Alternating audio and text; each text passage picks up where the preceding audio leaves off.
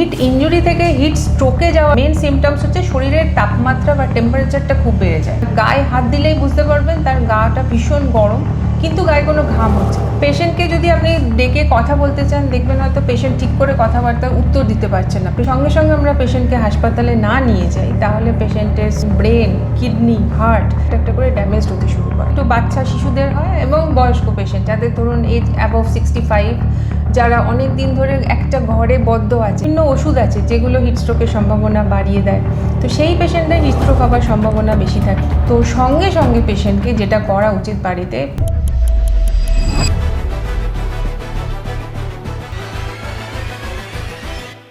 নমস্কার দর্শক বন্ধুরা, প্রচণ্ড গরম পড়েছে, বাইরে বেরোনো যাচ্ছে না।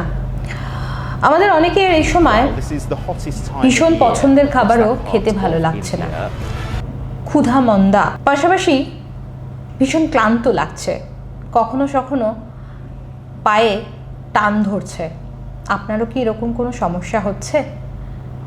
হলে কিন্তু অবশ্যই আপনি সচেতন হন, কারণ হতে পারে এগুলো গরমের দাপটে আপনার হিট ইনজুরি। আর এই হিট ইনজুরি যদি ক্রমশ বাড়তেই থাকে, তাহলে কিন্তু পরবর্তীকালে আপনি যদি সঠিকভাবে সাবধানতা না নেন, হতে পারে আপনার হিট স্ট্রোক। আজকে আমরা আমাদের এই এপিসোডে এই হিট ইনজুরি হলে আমরা কিভাবে বাঁচব, যাতে আগামী দিনে সেটা বড় আকার ধারণ করে আমার হিট স্ট্রোকে না পরিণত হয়, সেটা কিন্তু আলোচনা করব। কারণ এটা আজকের দিনে অত্যন্ত প্রাসঙ্গিক, এই অত্যন্ত গরমের মধ্যে। এই আলোচনা করতে আজকে আমি এসে উপস্থিত হয়েছি রুবি জেনারেল হসপিটালে, এবং আমরা আমাদের মধ্যে পেয়েছি doctor of internal medicine doctor Manali ভট্টাচার্যকে। নমস্কার ম্যাডাম, ইমেজ বেঙ্গল হেলথ কেয়ারে আপনাকে স্বাগত জানাচ্ছি। ম্যাডাম, প্রচণ্ড গরম পড়েছে, ক্ষুধামান্দ, ক্লান্তি লাগছে, মনে হচ্ছে যে সবসময় বসে থাকলেই ভালো হয়, এবং কখনো কখনো পায়ে টান ধরছে।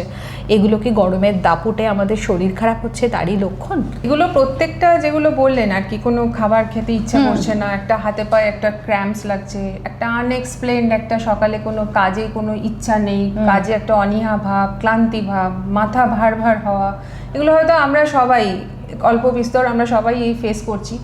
অত্যন্ত গরমে এবং স্পেশালি যেখানে আমাদের রাজ্যে যেখানে হিউমিডিটি অত্যন্ত বেশি, তো সেখানে অতিরিক্ত ডিহাইড্রেশন এবং অল্প বিস্তর ছোটোখাটো মাত্রায় আমাদের শরীরে সবারই হিট ইনজুরি হতে থাকছে আর কি। খুব বড়সড় আকার ধারণ না করলেও এগুলো সবকটাই কিন্তু হিট ইনজুরি এবং ডিহাইড্রেশনের সব সম্মিলিত এফেক্টস হচ্ছে আমাদের শরীরে। এগুলো তো দু ধরনের হিট ইনজুরি আমরা দেখে থাকি, তার মধ্যে একটা হচ্ছে ক্লাসিক হিট ইনজুরি আর একটা হচ্ছে এক্সারশনাল হিট ইনজুরি। সব থেকে বেশি হিট ইনজুরি হওয়ার চান্স থাকে হচ্ছে এক্সট্রিমিটিস অফ এজে, একটা হচ্ছে শিশুদের মধ্যে আর একটা হচ্ছে বয়স্ক মানুষ যাদের মাল্টিপল কোমরবিডিটিস আছে, যেমন হার্টের প্রবলেম, কিডনি, লাংয়ের প্রবলেম আছে, ওবিস পেশেন্ট, যাদের অ্যালকোহল অতিরিক্ত পরিমাণে, যারা অ্যালকোহল নিয়ে থাকেন, তাদের মধ্যে হিট ইনজুরি এবং সেটা আনকন্ট্রোল থাকলে হিট স্ট্রোকের সম্ভাবনা একটা থাকে। আর এক্সারশনাল হিট ইনজুরি যেটা হচ্ছে হঠাৎ করে অনেকখানি হিটের এক্সপোজার হলে আমাদের শরীরে যে সিমটমস বা সাইন্সগুলো দেখা যায়, সেটা হচ্ছে এক্সারশনাল হিট স্ট্রোক বা এক্সারশনাল হিট ইনজুরি।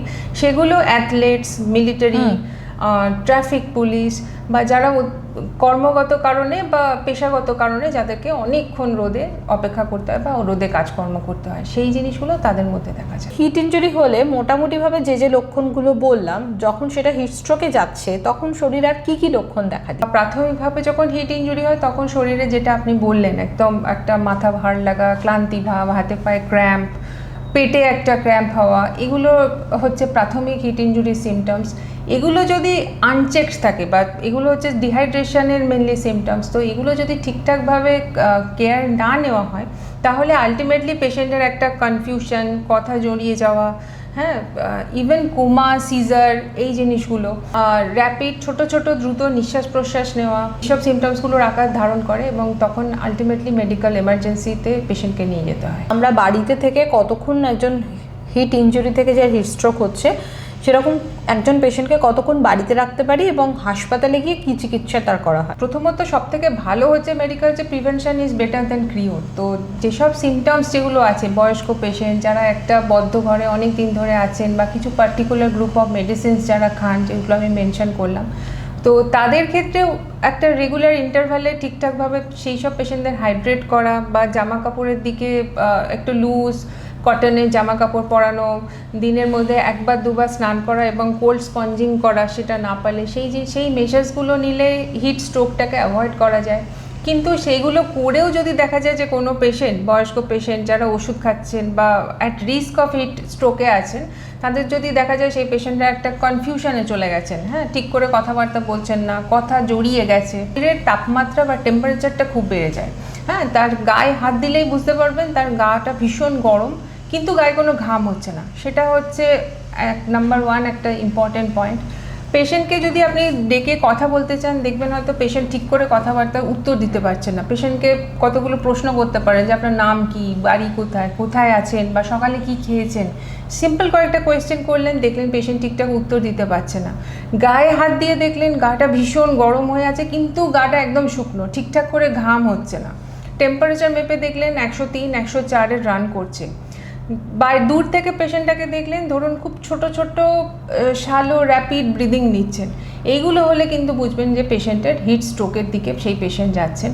তো সঙ্গে সঙ্গে পেশেন্টকে যেটা করা উচিত, বাড়িতে যদি ড্রাউজি থাকে কখনো মুখে ওআরএস খাওয়ানো বা ক্যালপল খাওয়ানোর চেষ্টা করবেন না, হ্যাঁ, কারণ এই দুটো সম্পূর্ণ আলাদা মেকানিজম। এটা জ্বর না যে আপনি ক্যালপল দেবেন, বা ড্রাউজি কোনো পেশেন্ট তাকে আপনি মুখে কিছু খান, জল খাইয়ে হাইড্রেট করার চেষ্টা করলেন, সেটা করবেন না। সঙ্গে সঙ্গে তার জামা কাপড়, যেটা এক্সট্রা জামা কাপড় একটু লুজ করবেন, তার গায়ে দরকার হলে ঠান্ডা জলের ঝাপটা দিন, দিয়ে কাছে কোনো হাত পাকা দিন বা কোনো টেবিল ফ্যান চালিয়ে গা থেকে সেই জলটা যাতে শুকোয় সেই ব্যবস্থা করুন।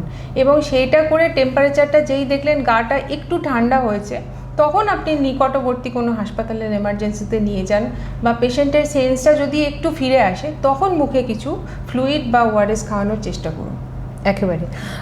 আমরা একটু এই প্রসঙ্গে আসি যে হিট স্ট্রোক আর সাধারণ স্ট্রোক, যেটা এই দুটো বিষয়কে আমরা একসাথে গুলিয়ে ফেলি, তো এই দুটোর মধ্যে পার্থক্য কোন জায়গায়? স্ট্রোক কথাটা হচ্ছে মেডিকেল এমার্জেন্সি বোঝাতে স্ট্রোক কথাটা আমরা, স্ট্রোক শব্দটাকে আমরা ইউজ করে থাকি। সাধারণ স্ট্রোক হচ্ছে ব্রেন স্ট্রোক, যেটা হচ্ছে ব্রেনে ব্লাড সাপ্লাই কাট অফ হয়ে গিয়ে হয়, বা ব্রেনে একটা ব্লাড ভেসেলে ব্লাড ক্লট করে গিয়ে তখন একটা দিকে প্যারালিসিস হয়। তো সেটা মেডিকেল ইমার্জেন্সি, কারণ সঙ্গে সঙ্গে যদি সেই পেশেন্টকে হাসপাতালে নিয়ে যাওয়া যায়, কিছু চিকিৎসার মাধ্যমে আমরা ভালো আউটকাম পেতে পারি। হিট স্ট্রোকটাও হচ্ছে তাই, যদি সঙ্গে সঙ্গে আমরা পেশেন্টকে হাসপাতালে না নিয়ে যাই তাহলে পেশেন্টের সিজার হয়, কোমা হয়, শরীরের ভাইটাল অর্গানস যেমন ব্রেন, কিডনি, হার্ট, এগুলো সব ডাইরেক্ট থার্মাল ইনজুরির কারণে এবং হিট স্ট্রোক হওয়ার কারণে শরীরে ইনফ্ল্যামেটরি প্রসেসটা অ্যাক্টিভেটেড হয়ে যায়, ভাইটালস অর্গানসগুলো একটা একটা করে ড্যামেজ হতে শুরু করে। কোন ধরনের মানুষদের এই ধরনের হিট ইনজুরি হওয়ার চান্সেসটা সব থেকে বেশি থাকে? একদম এক্সট্রিমিটিস অফ এজে এই প্রবলেমটা হওয়ার বয়স্ক সম্ভাবনা মানুষদের থাকে, একদম একটু বাচ্চা শিশুদের হয়, এবং বয়স্ক পেশেন্ট যাদের ধরুন এজ অ্যাবভ 65, যারা অনেক দিন ধরে একটা ঘরে বদ্ধ আছেন, যাদের আউটডোর অ্যাক্টিভিটিস খুব একটা নেই, একটা ঘর যেখানে খুব একটা ভালো ভেন্টিলেশনের ব্যবস্থা নেই, মাল্টিপল কোমরবিডিটিস আছে, ধরুন একটা সুগার আছে, প্রেশার আছে, ওবেসিটি আছে, বিভিন্ন ধরনের ওষুধ খান, বিভিন্ন ওষুধ আছে যেগুলো হিটস্ট্রোকের সম্ভাবনা বাড়িয়ে দেয়। তো সেই পেশেন্টদের হিটস্ট্রোক হওয়ার সম্ভাবনা বেশি থাকে। ম্যাম, কোন ওষুধগুলো? কিছু কিছু ওষুধের মধ্যে একটা হচ্ছে যে ওষুধগুলো আমাদের শরীর থেকে এক্সেসিভ ফ্লুইড লস হতে হেল্প করে, যেমন হচ্ছে ডায়োরেটিক, যেটা হার্টের পেশেন্টদের আমরা দিয়ে থাকি। আরেকটা হচ্ছে যেগুলো আমাদের শরীরে ঘাম বা ওই ইভাপোরেশন এই প্রসেসটাকে হ্যাম্পার করে, তার মধ্যে হচ্ছে অ্যান্টি অ্যালার্জিক বা অ্যান্টিহিস্টামিনিক ওষুধ, তারপর হচ্ছে ওভার অ্যাক্টিভ ব্লাডার সিনড্রোমে অ্যান্টিকোলিনার্জিক্স কিছু ইউজ করা হয়। এগুলো সব আমাদের শরীরের ঘামের সিক্রেশনটা কমিয়ে দেয়। তাছাড়া হচ্ছে অ্যান্টি ডিপ্রেসেন্টস খান কিছু কিছু পেশেন্টসরা, তাদের এই হাইপোথ্যালামাস, যেটা আমাদের শরীরের থার্মো রেগুলেটরি সেন্টার, হাইপোথ্যালামাসের অ্যাকশনটাকে একটু ডাউন করে দেয়। তো সেই পেশেন্টদের কিন্তু হিট স্ট্রোকের সম্ভাবনা বেশি।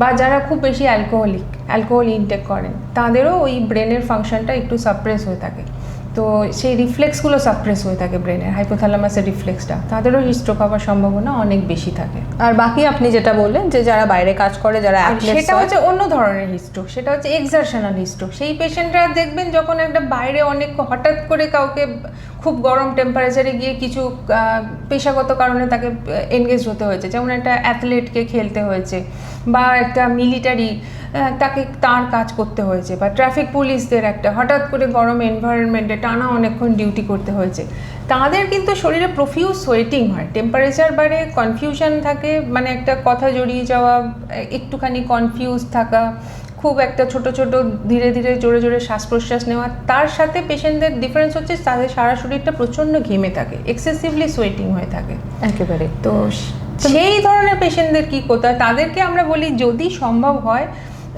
আধ ঘন্টা 1 ঘন্টা ছাড়া ছাড়া একটু ছাওয়াতে গিয়ে একটু জিরিয়ে নেওয়া আর কি, একটু ছাওয়া গাছের তলা বা যে কোনো শেডে গিয়ে একটু জিরিয়ে নেওয়া, বা একটু হ্যান্ড ফ্যান ছোট যদি ইউজ করা যায়, একটু গাটা একটুখানি ওয়াটার স্প্রিঙ্কল করে বা ঠান্ডা জল দিয়ে একটু স্প্রিঙ্কল করে একটু গাটাকে যদি শুকোনোর ব্যবস্থা করা যায়, একদম লুজ কটনের হালকা রঙের জামা কাপড় পরা, যেটা থেকে আমাদের শরীরে পার্সপিরেশনের প্রসেসটা যাতে না আমাদের হ্যাম্পার করে, তো সেগুলো করলে তারা কিছুটা এড়াতে পারে না। যেহেতু অনেকের অভ্যাস থাকে যে তাদের ওজন কমানোর জন্য নির্দিষ্ট সময়ে হাঁটা, সেটা মর্নিং ওয়াক হতে পারে বা ইভিনিং ওয়াক হতে পারে বা কোনো ফিজিক্যাল এক্সারসাইজ হতে পারে, এই যে পরিমাণ গরম পড়েছে এই গরমে ওই জিনিসগুলো করা, সেটা কি হিটস্ট্রোকের যা হিট ইনজুরির চান্সেস বাড়িয়ে দিতে পারে? না, সকালবেলা 9টা থেকে 3টে এই সময়টা একটু এড়িয়ে চলাটা বুদ্ধিমানের কাজ। মানে সকাল 9টা থেকে 3টের মধ্যে কোনো কিছু করা যাবে না, ওই এক্সারশনটা করলে কিন্তু তখন হিট স্ট্রোকের চান্সেস আছে। হ্যাঁ, তো সেটা ওই সময়টা এড়িয়ে গিয়ে একটু আর্লি করা বা ইভিনিংয়ে করা, 5টা 6টার দিকে করা। আচ্ছা, ওজন কমানো এবং ডেলি এক্সারসাইজের মধ্যে অ্যাক্টিভেট থাকা, ডেলি এক্সারসাইজের মধ্যে নিজেকে এনগেজ রাখাটা দরকার, সবসময় দরকার আর কি। একদম। আরেকটা বিষয়, আপনি বদ্ধ ঘরে থাকার কথা বলেছিলেন, তো বদ্ধ ঘরে তো অধিকাংশ ক্ষেত্রে এখনকার দিনে যেহেতু প্রচণ্ড গরম, আমরা অনেকেই এসিতে থাকি এবং সেক্ষেত্রে দরজা জানলা বন্ধ থাকে, তাহলে সেটা কি হিটস্ট্রোকের চান্সেস বাড়িয়ে দিতে পারে? এসিটা কিন্তু সবথেকে ভালো, যেটা আমার শরীরে হিটস্ট্রোকটা হতে দেবে না। এসি হলে আমাদের শরীরে যে ঘামটা হচ্ছে বা শরীরের কুলিং অফটা হয়ে যাচ্ছে এসির মাধ্যমে। কিন্তু যদি এসিও নেই, হ্যাঁ পাখাটা চলছে কিন্তু বদ্ধ ঘর আছে, তাহলে কিন্তু হিটস্ট্রোকটা হতে পারে। কারণ আমার শরীরের যে টেম্পারেচারটা বা বাইরের টেম্পারেচারটা যেটা আমার শরীর অ্যাবজর্ব করছে, বা সেটা তো আমার শরীরটাকেও গরম করছে, তো সেটা বয়স্ক পেশেন্টদের ক্ষেত্রে যদি এসি না চলে তাহলে কিন্তু তাদের একটা হিটস্ট্রোক হওয়ার সম্ভাবনা থাকে। একটা খুব সাধারণ প্রশ্নতে আসবো, যেহেতু ধরুন বাড়ির মহিলারা তারা এই সময় অনেকটা টাইমে কিচেনে থাকেন, তো কিচেনে থাকার জন্য একদম আগুনের কাছাকাছি তারা থাকেন, অন্যান্যদের তুলনায় তাদের হিটের অ্যাবজর্পশন যেটা অনেক বেশি হয়, তো সেই জায়গা থেকে কি তাদের হিটস্ট্রোকের চান্সেসটা বেশি থাকে বা তারা কোনো সাবধানতা এই সময় মানতে পারেন? তাদেরকে ওই যদি সম্ভব হয় রান্নাবান্নাটা ওই একটু আর্লি করে নেওয়া বা একটু সন্ধ্যের দিকটায় পরের দিকে করা, ওই গরমের সময়টা একটু এড়িয়ে চলা, যদি একান্ত করতেই হয় একদম সুতির ঢিলা ঢিলা পোশাক পরে করা এবং অ্যাডিকুয়েটলি নিজেকে হাইড্রেট করা, সেটা খুব দরকার। হ্যাঁ, তো বাড়ির মহিলারা স্পেশালি জল খেতে ভীষণভাবে ভুলে যান আর কি। তো আমি বলি একদম 2 থেকে 2.5 লিটার মতো জল, ওআরএস বা জল গুলে বোতল রেখে দেওয়া। তো আপনি এটাকে সারাদিনে এই জলের বোতলটা যেন শেষ হয়, এই বোতলগুলোর জল যেন শেষ হয়। হ্যাঁ, তো সেইটা একটু নজর রাখতে হবে, নিজের হাইড্রেশনের দিকে খেয়াল ভীষণভাবে রাখা দরকার। আপনার সাথে কথা বলে এটা বুঝতে পারছি যে ডিহাইড্রেট হয়ে গেলে হিট ইনজুরি বা হিটস্ট্রোকের চান্সটা খুব বেড়ে যায়। তাহলে এই সময় আমরা বিশেষ করে কোন কোন দিকগুলো মাথায় রাখবো যাতে আমরা হিটস্ট্রোকটাকে এড়াতে পারি? হিটস্ট্রোক এড়ানোর জন্য হচ্ছে সবার আগে ওই সকালে 9টা থেকে 3টে এই সময়টা বেরোনো অ্যাভয়েড করা, বেরোলেও একদম হালকা সুতির ঢিলা ঢালা জামা কাপড় পরে বেরোনো, নিজের জল সাথে ক্যারি করা, যাতে হ্যাঁ অনেকে মহিলারা স্পেশালি করেন কি বাইরে বাথরুম করার জায়গা নেই বা সেই জন্য জল খাওয়াও এড়িয়ে যান, বাথরুম যাওয়াও এড়িয়ে যান, কিন্তু সেইটা না ভেবে কিন্তু নিজেকে হাইড্রেটেড রাখতে হবে। আর যে সিমটমসগুলো যেগুলো বললাম, সেই ধরনের যদি কখনো কোনো সিমটমস দেখেন যে হাতে পায়ে একটা অতিরিক্ত আপনার ক্র্যাম্পস ধরছে বা একটা মাথাটা ঝিমঝিম করছে, শরীরটা ঠিক লাগছে না, চোখের সামনেটা একটু ঝাপসা লাগছে, তখন ইমিডিয়েটলি একটু ছাওয়ায় গিয়ে রেস্ট নেওয়া, বোতলের জলটা দরকার হলে নিজের গলা, মাথা বা শরীরের এক্সপোজ পার্টসগুলোকে একটু ভিজিয়ে সেগুলোকে একটু শুকানোর ব্যবস্থা করা যাতে শরীরটা একটু ঠান্ডা হয়, অ্যাডিকুয়েটলি জল খাওয়া, এবং যদি খুব শরীরে অস্বস্তি লাগে তাহলে সঙ্গে সঙ্গে হসপিটালের হেল্প নেওয়া আর কি। নিকটবর্তী হসপিটালে গিয়ে এমার্জেন্সি হেল্প নেওয়া দরকার।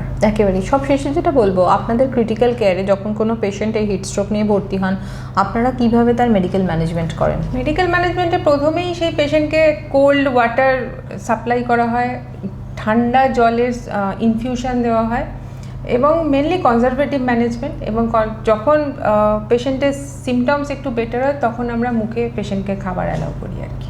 একেবারেই।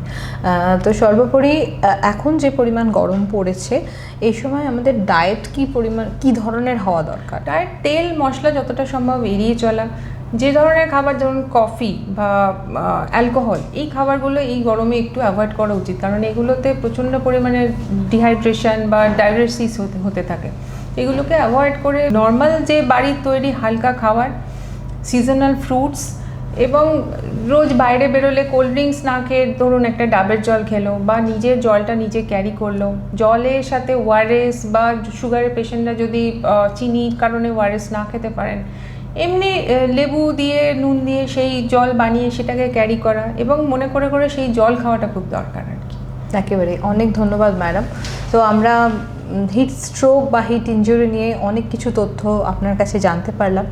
তো দর্শক বন্ধুরা, আপনারা যারা এই রকম সমস্যাগুলো ফেস করছেন বা আপনার পরিবারের মধ্যে, অবশ্যই আপনি সচেতন হন, সাবধানে থাকুন, বিশ্রাম নিন এবং যাতে আগামী দিনে কোনো বড় হিট স্ট্রোক আপনাকে না অ্যাটাক করে। থ্যাংক ইউ ম্যাডাম আমাদের সঙ্গে এই আলোচনা আসার জন্য। দর্শক বন্ধুরা, এই গরমে সুস্থ থাকুন, ভালো থাকুন, নমস্কার।